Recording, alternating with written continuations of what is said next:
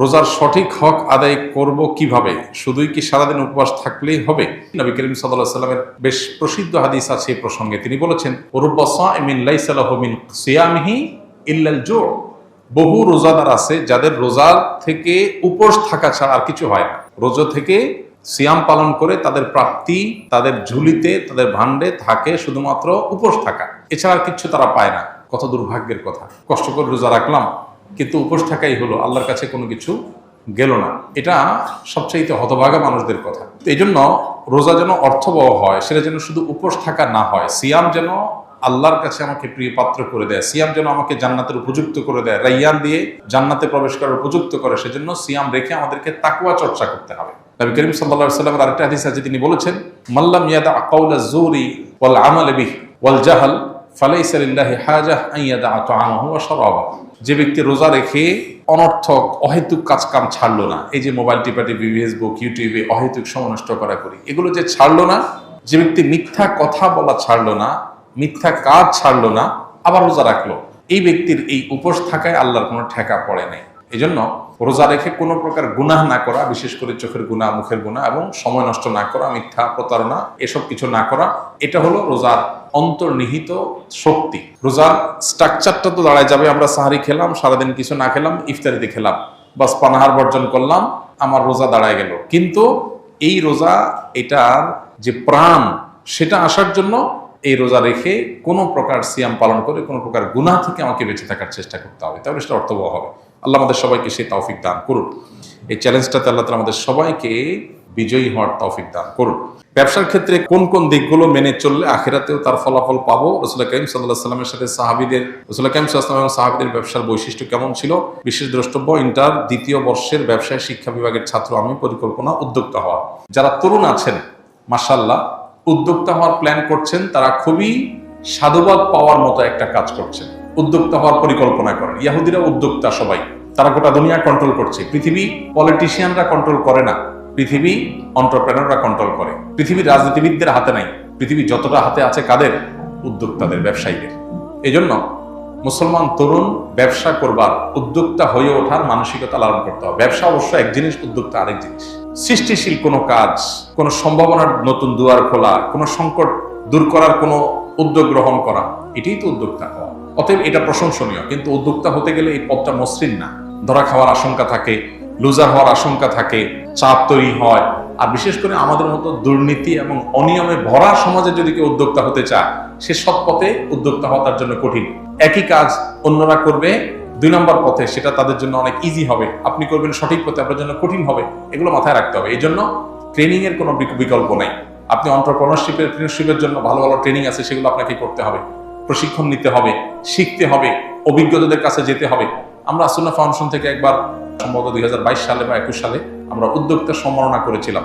সারা দেশ থেকে অনেকগুলো উদ্যোগকে বেছে নিয়ে যারা দিন পালন করে আবার উদ্যোক্তা হয়ে ওঠার চেষ্টা করছেন, তাদেরকে আমরা অ্যাওয়ার্ড দিয়েছিলাম। আলহামদুলিল্লাহ, আরো অনেকে এটা নিয়ে কাজ করছেন। অতএব যারা এগুলো নিয়ে কাজ করছেন, তাদের সাথে লিঙ্ক হয়ে, তাদের সাথে যোগাযোগ করে, বুঝে শুনে তারপরে পা ফেলেন।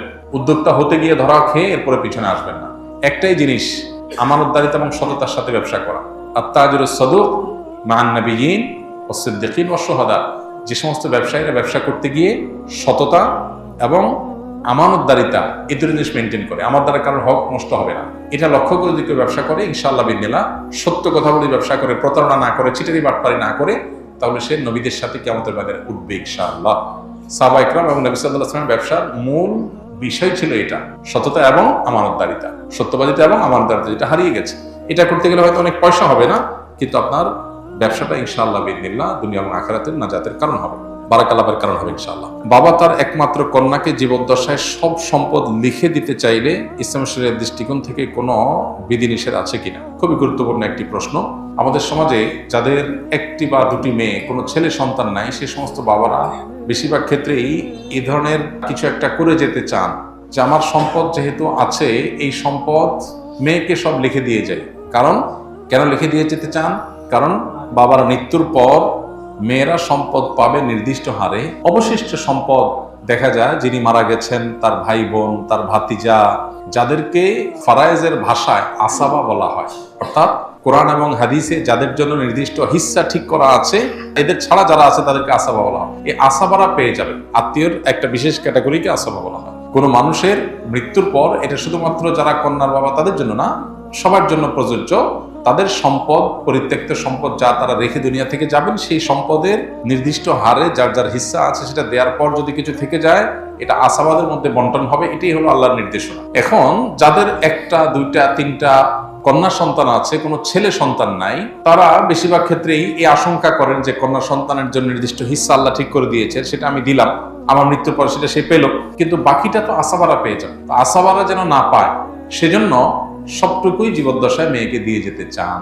এটা জায়েজ আছে কিনা এই সম্পর্কে প্রথম কথা হলো, আল্লাহ রাব্বুল আলামিন কোরআনে হাকিমে সম্পদ বন্টনের যে হার ঠিক করে দিয়েছেন, এটাকে আল্লাহ তাআলা আল্লাহর ভাষায় বলেছেন হুদুদুল্লাহ। আল্লাহ পরিষ্কারভাবে বলেছেন যে তিলকা হুদুদুল্লাহ। এই যে বন্টন নামা দেয়া হলো, এই এতটুকু পাবে, অতটুকু পাবে, এটা কার সীমানা? আল্লাহর সীমানা। আল্লাহর সীমানা লঙ্ঘন করা এটা জঘন্য এবং ভয়াবহতম অপরাধ। আল্লাহ রাব্বুল আলামিন মৃত ব্যক্তির পরিত্যক্ত সম্পদে যাকে যা দিতে বলেছেন তাকে তা দেওয়া, এটা আল্লাহর নির্দেশ।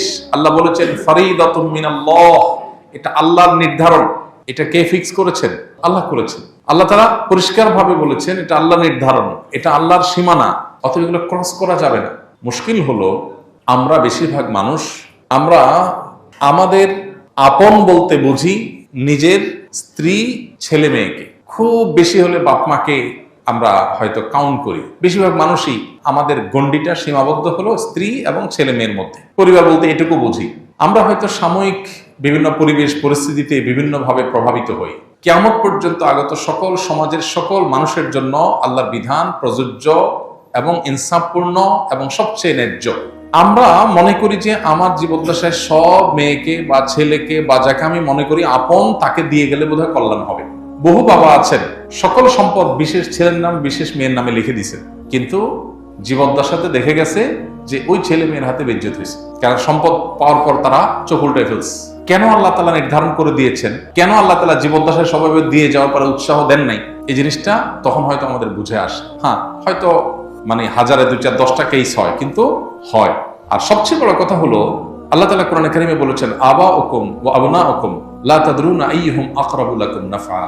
ফারায়েজের ক্ষেত্রে আল্লাহ সুবহানাহু ওয়া তাআলা যাকে যা দিতে বলেছেন, তোমাদের বাপ দাদা, তোমাদের সন্তান সন্ততি, কে তোমাদের বেশি কাজে আসবে তোমরা জানো না। তুমি একজনকে আপন মনে করে সব দিয়ে দিলা, এটা তোমার ক্ষতির কারণ হতে পারে। আল্লাহ যাকে যা দিতে বলেছে তাকে তা দাও, তোমার বুঝে না আসলেও দাও, তোমার মনে না চাইলেও দাও, এতে তুমি আল্লাহর কাছে রিওয়ার্ড পাবে। আর মনে রাখবে তোমার জন্য আল্লাহর নির্ধারণটা তোমার নির্ধারণের চাইতে বেশি গুরুত্বপূর্ণ এবং বেশি উত্তম। আল্লাহর চাইতে বেস্ট বা বেটার, সর্বোচ্চ পরিকল্পনাকারী, সবচেয়ে উত্তম পরিকল্পনাকারী আর কেউ নাই। এই জন্য সম্পদ আমার যা আছে সেগুলো সব আমি আমার ছেলে মেয়েকে দিয়ে দিচ্ছি, আর কেউ যেন না পায়। এটা আমরা আমাদের মতো করে আমাদের জগৎটাকে ভাবি। পৃথিবীতে আমার টিকে থাকা, আমার বেঁচে থাকা, আমার জীবদ্দশায়, আমার মৃত্যুর পর আমার কল্যাণকামিতার জায়গা শুধু ছেলে মেয়েই করবে তা না। এরকম বহু মানুষ আছে যে তারা ছেলে মেয়ে না, দেখা যায় জামাই অনেক কদর করে। অনেকে আছে ছেলেকে সব দিয়ে যায়, মেয়েদেরকে দিতে চায় না, পরের বাসায় চলে যাবে। এই জন্য দেখা যায় যে শেষ পর্যন্ত জামাই এবং মেয়ে তারাই তার সবচেয়ে বেশি কেয়ার করে। অহরহ এই ধরনের কেস আপনি খুঁজে পাবেন প্রিয় ভাইরা আমার। এই জন্য আমাদের গণ্ডিটা শুধুমাত্র আমাদের সন্তানদের মধ্যে সীমাবদ্ধ, এটা আমাদের দৃষ্টিভঙ্গির সংকীর্ণতার কারণে হয়। ইসলাম আমাদেরকে এত সংকীর্ণ জীবন দেখতে বলেনি। আমরা বেঁচে থাকার জন্য শুধু আমাদের সন্তান ছেলে মেয়ে যথেষ্ট না, একটা সমাজের অনেক মানুষের প্রতি আমাদের দায় আছে, অনেক মানুষের অবদান আছে, প্রত্যক্ষ পরোক্ষ বিভিন্নভাবে। এই জন্য আমার সকল সম্পদ শুধু আমার ছেলে মেয়েই পাবে আর কেউ পাবে না, এটা অতি স্বার্থপরতার চিন্তার জায়গা থেকে হয়।